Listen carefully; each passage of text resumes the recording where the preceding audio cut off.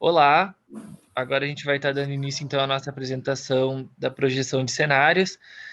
Os componentes do nosso grupo são Amanda, Fabrício, Gabriela, Letícia e Vinícius. Para dar início então à contextualização do nosso trabalho, o nosso embasamento teórico se deu através da teoria da cidade, que é um livro de 94, e a gente fez a verificação das condicionantes e dos cenários mais prováveis através das linhas de força levantadas. Agora, em relação ao método que foi utilizado para a construção desses cenários. Primeiramente, a gente elaborou as variáveis, desenvolveu a matriz estrutural, criamos linhas de força e levantamos dados. Aí, posteriormente, a gente construiu gráficos e confirmou com a realidade, né? Teve certeza que aquilo era real. E, por último, a gente fez o lançamento das prováveis hipóteses. A gente gerou, então, um cenário de referência através das hipóteses levantadas. Bom, boa noite. Continuando um pouquinho da contextualização, o que a gente fez de início foi separar, né, em três categorias a região sul, e aí a gente viu quais eram consideradas mais relevantes para a compreensão da microrregião. E em seguida a gente desenvolveu alguns cartogramas, alguns mapas, diagramas que auxiliariam, né, na verificação das relevâncias de cada classe de cidade. Ainda em relação à contextualização do nosso trabalho, a gente fez, através das sobreposições dos dados levantados, a gente fez, então, uma diferenciação das cidades, uma comparação entre elas, né, dos dados que foram levantados, e a partir desses dados a gente realizou um novo agrupamento, né, a partir disso considerando que as cidades possuem características mais semelhantes entre si. Então, basicamente, foram unidas cidades que tinham uma certa semelhança, e a partir disso foram numerados de acordo com o grau de importância.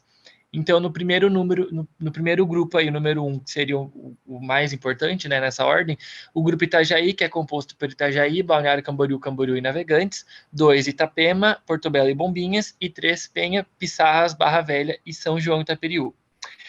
Durante o desenvolvimento do nosso trabalho, a gente, levantando dados e pesquisando, a gente chegou à conclusão que a cidade de Ilota deveria ser desconsiderada nessa nossa micro-região, porque ela não possui a mesma relevância e os dados encontrados não eram muito variáveis quando comparado com os outros dados das outras cidades. Bom, falando agora um pouquinho da nossa análise e da microrregião, a gente separou, né, e escolheu um em si. Então, a gente escolheu o que para a gente seria mais importante, que é o grupo 1, que é o grupo de Itajaí, composto por Itajaí, Camboriú, Balneário e Navegantes, porque eles tinham PIBs parecidos, o IDH alto, né? Então, esses que eram relevantes, a gente achou que seria mais interessante analisar. Ainda em relação à nossa microrregião e à análise que foi desenvolvida, a gente viu que a topografia e as rodovias ela tem uma grande influência na região, né? Através delas é que ocorre todo o movimento, recebimento, escoamento das mercadorias que direcionam o litoral, né? Porque a gente está localizado numa região litorânea.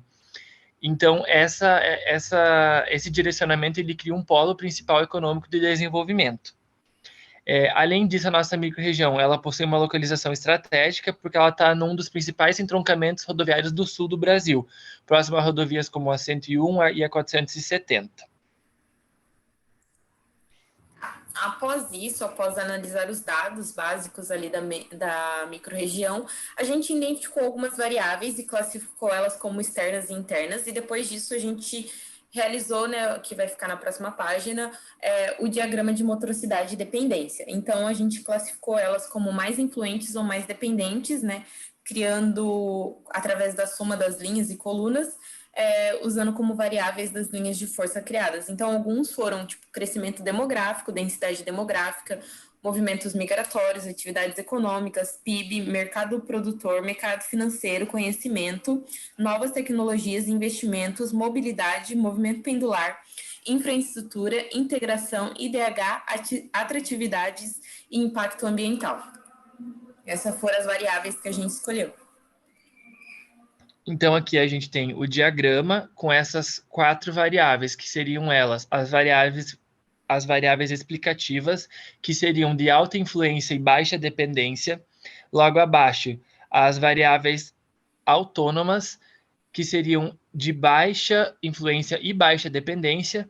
Aí depois as variáveis de ligação, que seria de alta influência e alta dependência, e as variáveis de resultado, que seria de baixa influência e alta dependência. E aí dentro de cada uma dessas categorias foi escolhido, né? Escolhido, por exemplo, como variável explicativa a gente adotou o impacto ambiental, como variável de ligação o mercado financeiro, como variável autônoma atratividades e como variável de resultado as novas tecnologias. Bom, depois disso a gente criou, né, o gráfico, né, a tabela no caso de incerteza e impacto. Então, como alto impacto e alta incerteza a gente colocou o PIB, como média incerteza e alto impacto o mercado financeiro, como baixa incerteza e alto impacto o IDH, como alta incerteza e médio impacto movimentos migratórios, como incerteza média e impacto médio crescimento demográfico, como baixa incerteza e impacto médio a gente colocou investimentos, como incerteza baixa e impacto baixo o impacto ambiental, como incerteza média e impacto baixo novas tecnologias e atratividades como baixa incerteza e baixo impacto. Cada uma delas a gente depois, né, escreveu um pouquinho sobre por que a gente acha isso, mas acho que agora não seria relevante a gente entrar em detalhes. Então, agora aqui entrando um pouco em questão dos gráficos que foram desenvolvidos, a gente tem aqui o primeiro gráfico de projeção populacional, que ele mostra o crescimento populacional nas cidades da nossa microrregião, que foi, né, o nosso objeto de estudo. Fazendo uma análise desse gráfico, a gente vê que é perceptível que as maiores cidades elas possuem um maior índice de crescimento populacional, tendo então como Itajaí a cidade mais à frente, né, seguido de Balneário Camboriú, com maior crescimento, e Navegantes e Camboriú seguem sendo as, digamos assim, que tem o crescimento mais contido, né, mais ponderado, sem nenhum pico destacável. Dá para ver ali no gráfico que Itajaí está bem destacado, com picos bem notáveis. Aí, em relação ao nosso gráfico de densidade demográfica, a gente considera que esse gráfico ele mostra o aumento de habitantes por quilômetro quadrado, e o dado que mais chamou atenção fazendo uma análise é que a cidade de Navegantes ela não possui nenhuma projeção até 2030 um habitante por quilômetro quadrado. Tá, dando continuidade aqui um pouquinho sobre os dados, a gente está falando sobre o balanço comercial agora, e a gente viu que o balanço comercial de Balneário Camboriú, ele está alto, né, nos últimos anos, porém ainda não passou do zero, diferente das outras cidades. O que acontece é que as outras cidades, como Itajaí, Navegantes e Camboriú, ele está estagnado, né, então não teve nenhum crescimento. Depois a gente fez um referente à frota de veículos, então é notável que em 2027, né, vai ter um grande aumento nessa frota de veículos, e a gente não considerou somente os veículos particulares e públicos, mas também de cargas, então por ser uma grande região, então a gente consegue ter mais acesso a essas cargas e tudo mais, e por ser uma grande cidade turística, consequentemente tem um grande aumento na frota de veículos. Então, aqui ainda na questão dos gráficos desenvolvidos, a gente tem o gráfico de empresas, de empregos e de renda domiciliar. Em relação a empresas, a gente percebe que o número de empresas ele tende a crescer a cada ano, gerando maior quantidade de empregos e contribuindo diretamente com o mercado financeiro da nossa microrregião. Apesar de que em Balneário Camboriú tem uma queda para obter maior crescimento. A gente utilizou, então, o índice de Gini para observar o grau de concentração de renda, e a gente consegue observar aí a diferença entre o rendimento dos mais pobres, como Navegantes e Camboriú, e dos mais ricos, como Balneário e Itajaí. Numericamente, no caso, varia de 0 a 1, sendo o 0 a situação de igualdade de renda, ou seja, todos têm a mesma renda, e o valor extremo oposto seria o maior rendimento. Bom, a partir disso, a gente criou, então, o nosso cenário referência, né? Então, a gente considerou algumas variáveis, como o impacto ambiental, que ele está representado nessas manchinhas, não sei se dá para aparecer o meu mouse, mas está representado nessas manchinhas, tanto que a gente utilizou ele como referência o censo de 2010, mas atualmente a gente já entende que com a expansão das cidades, a gente tem uma expansão de áreas dematadas e agrícolas, né, que, claro, vão ficar muito maior com o decorrer do tempo, né.